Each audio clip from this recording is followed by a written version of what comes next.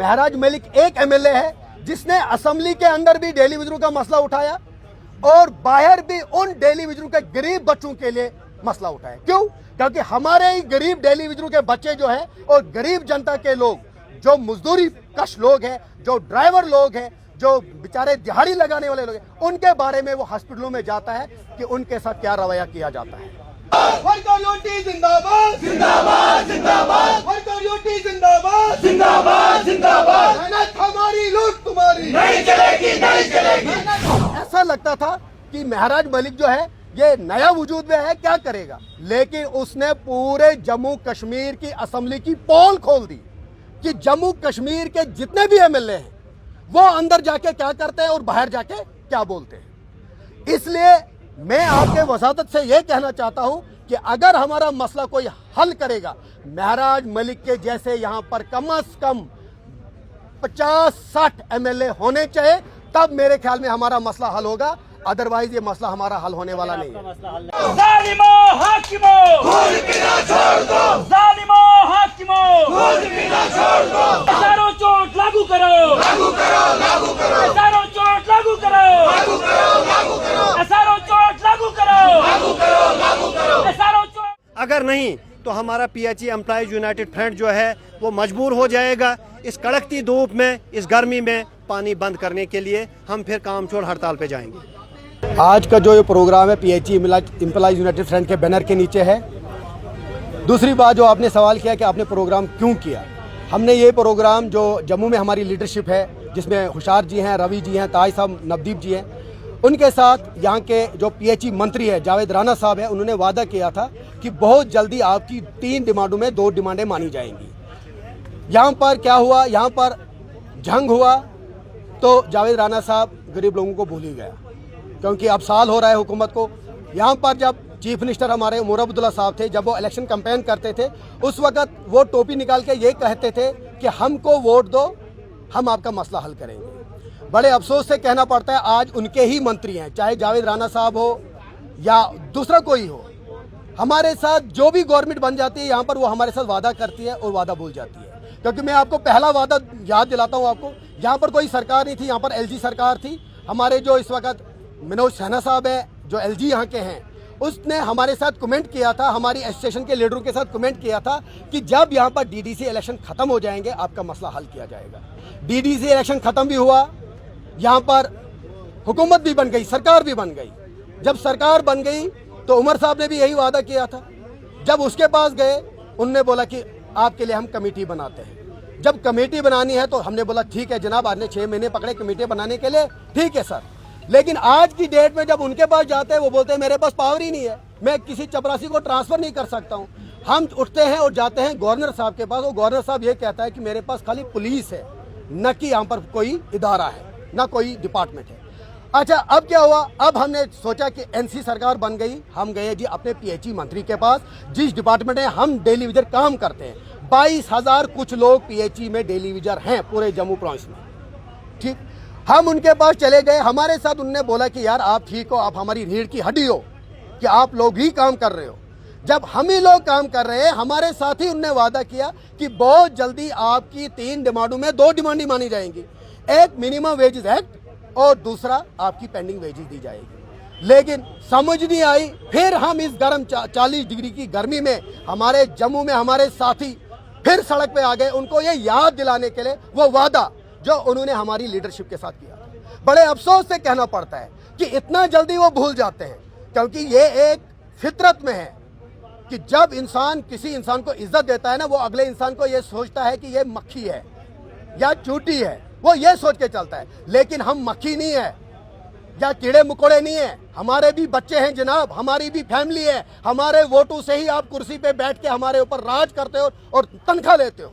जिस तनख्वाह के पीछे आज यही एमएलए लोग कहते हैं कि हमको इसमें 1.5 लाख में गुजारा नहीं हो रहा है, तो हमको 9,000 में कैसे गुजारा होगा। उसी वादे को याद दिलाने के लिए हम जावेद राणा साहब के पास गए। उन्होंने बोला था कि हम जल्दी यहाँ पर मिनिमम वेजेस एक्ट लागू करेंगे और आपकी पेंडिंग वेजेस भी देंगे। सर, आपसे जानना चाहूँगा, आप स्पीच के दौरान जो है वो असेंबली में आपकी बात जो है वो महराज मलिक ने की, आपको लगता है कि वो आगे भी जो है आपके साथ जो है वो दोबारा से उठाएंगे या आपके साथ जो है वो चलेंगे? देखो, मैं ये कहता हूँ कि वाहिद एक एमएलए इस वक्त पूरे जे.एंड.के में है। आपने खुद भी देखा, आप मीडिया वाले हो, आपको ज़्यादा पता है। वाहिद एक महराज मलिक एक एमएलए है जिसने असेंबली के अंदर भी डेली विजरू का मसला उठाया और बाहर भी उन डेली विजरू के गरीब बच्चों के लिए मसला उठाया। क्यों? क्योंकि हमारे ही गरीब डेली विजरू के बच्चे जो हैं और गरीब जनता के लोग, जो मजदूरी कश लोग हैं, जो ड्राइवर लोग हैं, जो बेचारे दिहाड़ी लगाने वाले लोग हैं, उनके बारे में वो हॉस्पिटलों में जाता है कि उनके साथ क्या रवैया किया जाता है और स्कूलों में क्या कहा जाता है और क्या किया जाता है।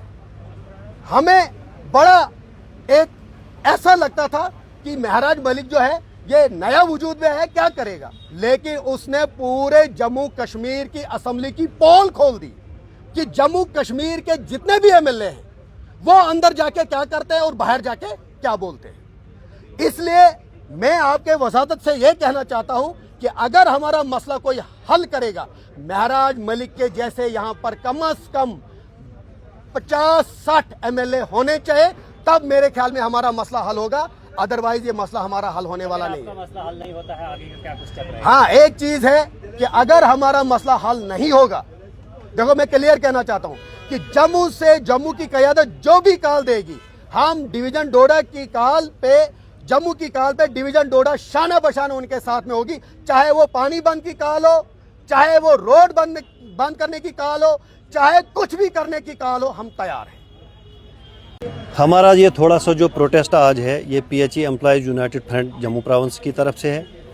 हमारे पीएचई एम्प्लॉयज़ यूनाइटेड फ्रंट के सीनियर लीडरशिप जो जम्मू में है, वो मार्च को हमारे पीएचई मंत्री जावेद राणा साहब से मिली थी। उनसे मुलाकात तफसीलन हुई थी और उन्होंने कहा था कि आपके लिए जो पॉलिसी बनी है, हमारी सरकार उसमें सीरियस है और उसके लिए 6 महीने का टाइम उन्होंने लिया था कि सितंबर तक पॉलिसी आपकी जो है वो फ्रेम हो जाएगी। उसके अलावा जो हमारी 2 डिमांडें थी, पेंडिंग वेजेस और मिनिमम वेजेस एक्ट का, उसके लिए जावेद राणा साहब ने हमारे पीएचई एम्प्लॉयज़ यूनाइटेड फ्रंट के साथ वादा किया था कि ये 2 डिमांडें जो है ये हम फुलफ़िल करेंगे इन्हीं 2 महीनों के अंदर अंदर। एक तो हम पेंडिंग वेजेस का जो है 50% पैसा जो है वो हम रिलीज़ करेंगे अप्रैल में, और साथ ही साथ हम यहाँ मिनिमम वेजेस एक्ट जो है वो लागू करेंगे, क्योंकि आपकी तनख्वाह बहुत कम है, आप बहुत वफादार हो, आप ईमानदारी से काम करते हो। ये सारा कुछ करके आज तक हमने वेट किया, 2 बार और हमारा फ्रेंड जो है उनके साथ मिला, लेकिन हमारे जावेद राणा साहब जी जो हैं वो इस काम को करने में नाकाम रहे। और उसी के देखते हुए, उसी के सिलसिले में हमारे पीएचई एम्प्लॉयज़ यूनाइटेड फ्रंट ने 23 तारीख के लिए जम्मू प्रोविंस में और खुसूसी तौर जम्मू बीसी रोड पे एक रैली का इंतज़ाम किया था, रैली का अनाउंसमेंट किया है। और आज गर्मी की शिद्दत की वजह से जो हमारी नज़दीक की डिवीज़नें थी, अखनूर, सांबा, रियासी और उधमपुर और जम्मू की 4 डिवीज़नें, उनको वहाँ इन्फॉर्म किया था, वो वहाँ पे इस वक्त प्रोटेस्ट कर रहे हैं, रैली कर रहे हैं। और बाकी हम दूर दूर की जो डिवीज़नें हैं उन्होंने अपनी डिवीज़नों में प्रोटेस्ट किया और अपने पीएचई एम्प्लॉयज़ यूनाइटेड फ्रंट का समर्थन किया।